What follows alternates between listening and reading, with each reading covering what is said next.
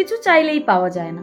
আপনি যেটুকু পেয়েছেন সেটুকু নিয়েই কিন্তু খুশি থাকতে হয়। কিন্তু ওই যে আমরা অল্পতে কখনোই খুশি থাকি না, আর তার মধ্যে কিন্তু আমিও পড়ি। যাকে যাক, ওসব কথা বাদ দিই। কর্মশাইকে যে দেখছেন উনি রেডি হচ্ছে, না না না না, উনি কিন্তু আবার বিয়ের পিঁড়িতে বসছেন না। বিয়ের আগে একবার ওনার শরীর অসুস্থ হয়েছিল, তাই মামনি মানে আমার শাশুড়ি মা ওনার জন্য একটা মানসিক করেছিলেন। আজকে সেই মানসিক পুজোই হবে। সকাল সকাল স্নান করে আমরা দুজনে রেডি, চলুন নিচে যাওয়া যাক। মানসিকটা যেহেতু মা বিপত্তারিণীর জন্যই ছিল, তাই বিপত্তারিণী পুজোর দিনই এসব আয়োজন হয়েছিল। এই যে এত বেতি ভরে ফুল দেখছেন, ভোর ভোর উঠেই ফুল তুলে নিয়ে আসতে হয়েছে। পুজোর দিন বলে কথা, একটাও ফুল হয়তো গাছে থাকবে না। নমস্কার বন্ধুরা, কেমন আছেন সবাই? আশা করছি সবাই খুব ভালো আছেন, আমিও ভালো আছি। স্বাগত জানাই প্রতিদিনের অক্সিজেনের নতুন ব্লগে। রোহিত মশাই আসতে না আসতেই ডাক পড়লো বৌমার, তাই সব কাজ ছেড়ে আমাকে আসতে হলো পুজোর জায়গায়। আমি আর বড়মশাই দুজনে মিলেই পুরোহিত মশাইকে হেল্প করছিলাম। তবে এই কাজের জায়গাটা কিন্তু পুরোহিত মশাই বেশ সুন্দর সাজিয়েছে। আগেই একটা লম্বা লিস্ট বানানো হয়েছিল কি কি লাগবে। লিস্ট অনুযায়ী সবকিছু আনা হয়ে গেছে। ঠাকুর মশাই যে আসনটা বানিয়েছেন ওটার উপরেই ঘটোত্তোলন করে ঘট বসানো হয়ে গেছে। আমাদের মা বিপত্তারিণীকে কেমন লাগছে সেটা কিন্তু অবশ্যই আপনারা কমেন্ট করে জানাবেন। শুধুমাত্র যে মূর্তির মধ্যেই ভগবান থাকে সেই রকমটা কিন্তু একেবারেই নয়। ভগবানকে ভালোবেসে আপনি যেভাবেই রূপ আকার দেবেন উনি সেভাবেই আপনার মনের মধ্যে থেকে যাবে। পুজোর আয়োজন শেষ করেই আমাদের বসতে হলো পুজোর আসন। মানসিকটা ওর জন্য হলেও দুজনকেই পুজোতে বসতে হবে সংকল্প হওয়ার জন্য। যেহেতু আমি ওনার অর্ধাঙ্গিনী, তাই এই রিচুয়ালসটা তো আমাকে মানতেই হবে। তবে সত্যি কথা বলতে এর আগে সেরকম পুজোতে আমি বসিনি সংকল্প হওয়ার জন্য, এটাই প্রথম। আগের দিন রাতেই আমার মা, বোন, দিদি সকলে চলে এসেছিল। আর বাপি এলো সকালে। মা বাপির ওপর দায়িত্ব ছিল ঠাকুর পুজোর ভোগটা ওনাদেরই রান্না করতে হবে। সকাল থেকেই মা ব্যস্ত ভোগ রান্না করার জন্য। বাপি রান্না করছিল বাড়ির সকলের জন্য এবং যারা নিমন্ত্রিত আছেন। পুজো উপলক্ষে আমাদের বাড়িতে আজ দুপুরে ছোট করে একটা ভোজের আয়োজন করা হয়েছে। আর ওই আয়োজনটা কিন্তু আমাদের পাড়ার মধ্যেই সীমাবদ্ধ। রান্না করছিল মা বাপি, কিন্তু হেল্পার হিসেবে ছিল মামনি আর বাবা। সব থেকে বড় দায়িত্বটা হলো হাতের কাছে সবকিছু গুছিয়ে রাখা, যেটা চাই সেটা যেন তখনই পেয়ে যায়। বাড়ির কর্তৃকর্তাদের এই দায়িত্বটা তো থাকবেই। এরপর এই প্রথম আমার দিদি আর বোন বাড়িতে এলো, কিন্তু ওদের আমি এখন সময়ই দিতে পারছি না। বাড়ির বৌমা বলে কথা, দায়িত্ব তো পালন করতেই হবে। প্রায় ঘড়িতে এখন 10টা বেজে গেছে। বোন আর দিদি স্নান করে একেবারে রেডি নিচে যাওয়ার জন্য।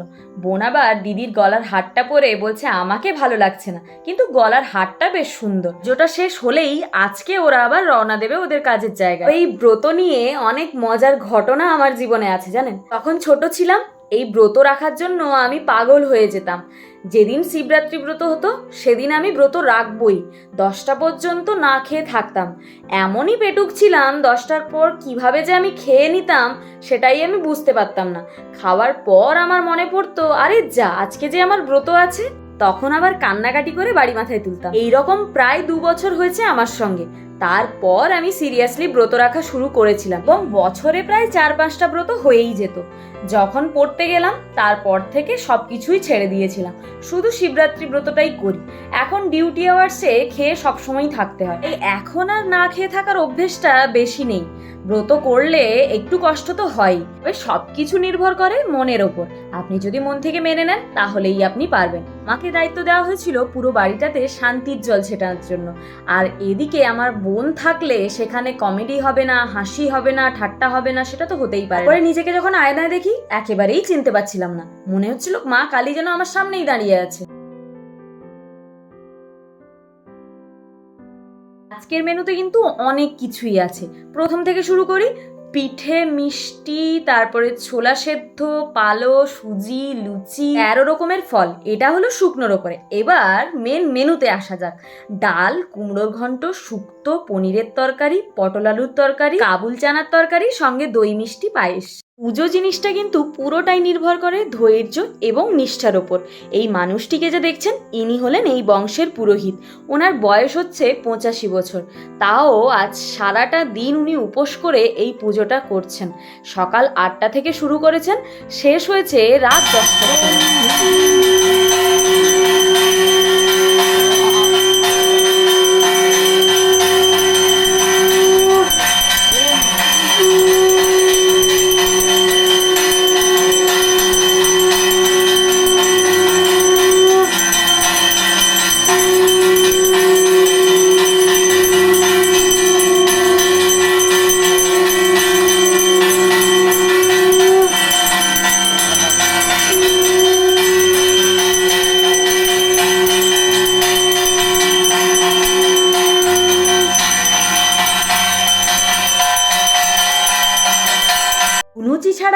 ভগবানের পুজো একেবারেই অসম্পূর্ণ, তাই সেই দায়িত্বটাও পড়লো আমার উপর। সত্যি বলতে কি বাড়ির বউ হিসেবে অতটাও দায়িত্ব আমার উপর ছিল না। এদিকে পুজো প্রায় শেষের দিকে, তবে এখনো কিন্তু ভোগ দেওয়া হয়নি ঠাকুরকে। মা তাই থালাগুলো সাজাচ্ছে। ভোগ দেওয়ার পরই কিন্তু খাওয়া দাওয়ার যে নিমন্ত্রণ আছে, যে মানুষজন আসবেন তাদের খাওয়া দাওয়া শুরু হবে। তবে আমাদের কিন্তু এখনো অনেক দেরি। তার মধ্যে মামনি অনেকবার আমাকে ছাতু শরবত মাখিয়েও দিয়েছেন খাওয়ার জন্য। একবার খেয়েছি, তারপরে বললাম থাক, এখন আর খাবো না। তবে আমার শাশুড়ি কিন্তু ভীষণ সাপোর্টিভ। ওই একেবারে নির্জলা উপবাস থাকতে হবে এই ব্যাপারটা ওনার কাছে একদমই নেই। বৌমা কতক্ষণে খাবে সেই চিন্তাতেই উনি মগ্ন। তবে উনি নিজেও কিন্তু ব্রত করেছেন। থেকে খারাপ লাগছিল আমার বরকে দেখে। কোনোদিন ওভাবে ব্রত করা হয় না তো, তাই ওর মুখ চোখ একেবারে শুকিয়ে গেছিল। এদিকে ভোগ রেডি ঠাকুরের সামনে নিবেদন করার জন্য। পারিবারিক সূত্রে আমি কিন্তু ব্রাহ্মণ পরিবারের মেয়ে, তাই ছোটবেলার থেকেই পুজো অর্চনাটা আমাদের রক্তের মধ্যেই আছে। ছোটবেলা থেকে শিক্ষা পেয়েছি আমরা ব্রাহ্মণ পরিবারের, তাই এটা করা যাবে না, ওটা করা যাবে না। যখন বড় হলাম তখন বুঝতে পারলাম মানুষ কিন্তু একই, আমরাই ওটাকে কাস্ট প্রথার মধ্যে ঢেকে দিয়েছি। তবে শহরের মানুষের মধ্যে কিন্তু এইসব ব্যাপারগুলো একেবারেই উঠে গেছে, আর গ্রামের মানুষের মধ্যে এখনো ওই অন্ধবিশ্বাসগুলো থেকে গেছে, যেগুলো আমরা হয়তো কখনোই পারবো না ভাঙতে, যদি তারা না চায়। যাই হোক, 5টা তো বেজেই গেল, কিন্তু এখনো পুজো শেষ হলো না। প্রায় শেষ পর্যায়ের দিকে চলে এসেছি। তবে প্রত্যেকটা পুজোতে কিন্তু যজ্ঞ ছাড়া পুজোটা একেবারেই অসম্পূর্ণ থাকে। ঠাকুর মশাইয়ের নির্দেশাবলী অনুযায়ী আগের থেকেই আম কাঠ জোগাড় করে রাখা হয়েছিল, এবং ওই হোমকুণ্ডে দেওয়ার জন্যই 108টা বেলপাতা গুনে গুনে রাখা হয়েছে। আর ঠাকুর মশাই ওই আম কাঠ দিয়ে সুন্দর করে হোমকুণ্ডটাকে সাজিয়ে 108টা বেলপাতা দিয়ে এবং সঙ্গে ঘি দিয়ে আহুতি শুরু করল। ঘড়িতে বাজে 5টা। নিমন্ত্রিতরা সঙ্গে আত্মীয় স্বজনরা খাওয়া দাওয়া করে বাড়ি চলে গেছে। আমার এই ভিডিওটি যারা যারা দেখছেন তাদের কাছে অনুরোধ রইল, যাদের বাড়িতে এই পুজো হয়েছে তারা কিন্তু অবশ্যই কমেন্টে জানাবেন। আর হ্যাঁ, এখনো যারা এই চ্যানেলটিকে সাবস্ক্রাইব করেননি তাড়াতাড়ি করে ফেলুন।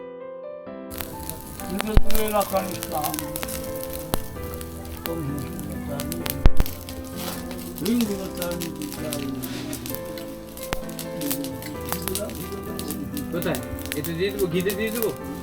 হ্যাঁ, ঘিতে দিয়ে দেবো। কি জন্য দিন?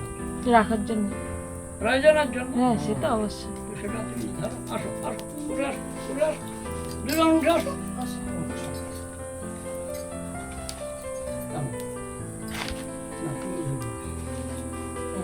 ধরো ইয়েটা ধরো। স্যার এই দিক কোন দিকটা ধরবো? গোড়ার দিকটা ধরো, বকার দিকটা আমার গায়ে স্পর্শ করবে। তুমি যাও, ইয়ে না সেদিকে যাও, তুমি আসো। এই তো এরকম তো। বড় শখ বাজিয়ে দিতে কত? ও বাবা শখ বাজাতে পারবে? বাবা পারবে। ওম শক্তি নমঃ। কুমার দেবসম্মানম শঙ্কর মাতা মানুষ্য বৈষ্ণব করতে করতে আয়সি অভিজিত দেব সম্মানম কাশবস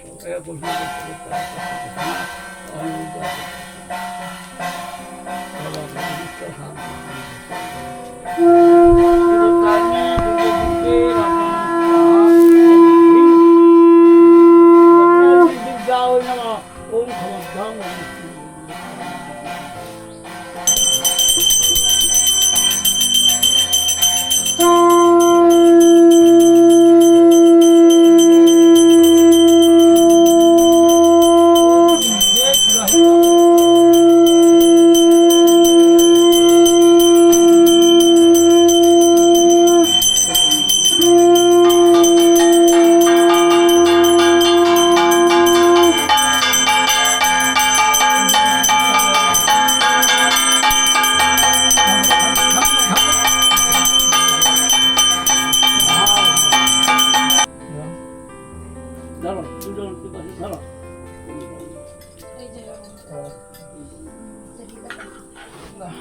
দেখো না তো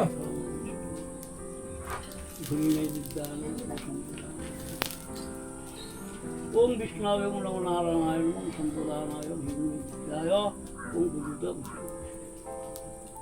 মনারূপম নারায়ণ বিপত্তারি দিদি দিদি রাখান শাহ মাতা নমস্কার করবে গত গত শ্রী অভিজ্ঞ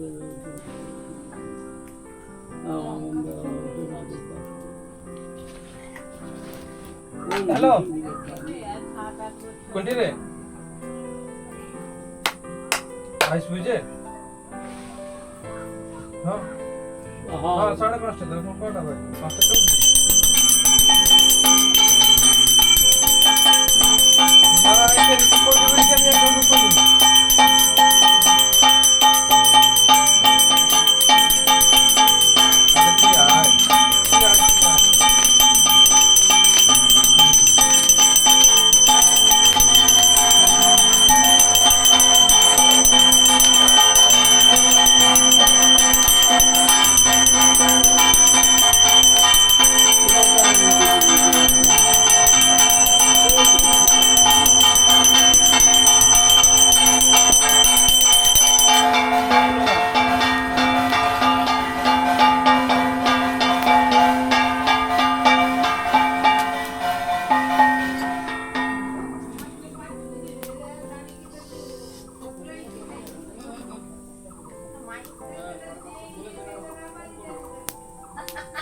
ওম হিংসা বিবর্তানি দুর্গে দুর্গে রাখানি সাহা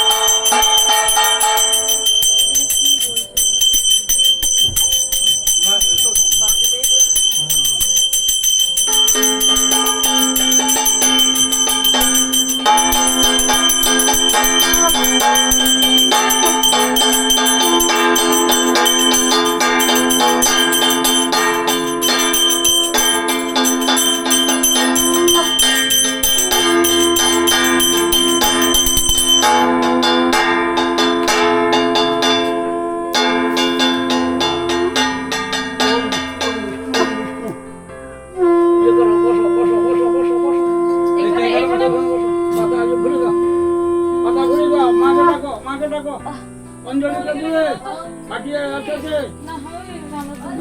বস্ত্রটা দাও এই পাত্রা থাক নি হ্যাঁ সেই পাত্রটা অবশেষে অঞ্জলি দেওয়ার পর আমাদের কাজ হলো সম্পূর্ণ। না না, সেটা শুধু আজকের জন্যই। খাওয়া দাওয়া করে আমরা রাতে ঘুমিয়ে পড়েছি। সকাল হতে না হতেই আমার হাজবেন্ড আবার চলে গেলেন কাজের জায়গায়, তাই দায়িত্বটা ছিল আমার উপরেই। কালে উঠেই স্নান করে চলে এসেছিলাম নিচে, ঘট ভাসানোর দায়িত্বটা ছিল আমার উপর। না না, আমি একা ছিলাম না, সঙ্গে ঠাকুর মশাইও ছিলেন। সপরিবারে মিলে মাকে আমরা বিদায় জানাই। এই মানসিকটা পূরণ করার জন্য বাবা মাউনি অনেক দিন থেকেই চেষ্টা করছিলেন, তাই আজ সেটা সফল হলো। যাকে যাক, আমাদের পুজো তো সম্পূর্ণ হলো। এতদিন ভিডিও আপলোড করতে পারিনি একটাই কারণে, আমাদের চারিদিকে যে পারিপার্শ্বিক ঘটনাগুলো ঘটে চলেছে আমরা সকলেই তার জন্য মর্মাহত। আমরা কিন্তু এখনো জানি না এর শেষ কোথায়। তবে এটুকু জানি, ওপরওয়ালা আছেন, সবকিছুই দেখছেন। আমরা কিছু করতে না পারি, উনি করে দেখাবেন ঠিকই। পুজো শেষ করার পরেই সারাদিনটা কাটলো এই পুচকেটাকে নিয়ে। ওর দুষ্টুমিতে থাকা একেবারে দায়। চাবিটা নিয়েও আবার গেটের তালা খুলতে যাচ্ছে, ভাবতে পারছেন? এইটুকু বাচ্চা যা শিখছে তাই করার চেষ্টা করছে। ছোট বাচ্চা যাই করুক না কেন, সেটা বেশ কিউটি লাগে, তাই আমরাও বেশ মজা নিচ্ছিলাম। আজকের ভিডিওটা এখানেই শেষ করলাম। অবশ্যই জানাবেন কেমন লাগলো। লাইক, কমেন্ট, শেয়ার, সাবস্ক্রাইব করে দেবেন। নিজেদের যত্ন নেবেন। টাটা।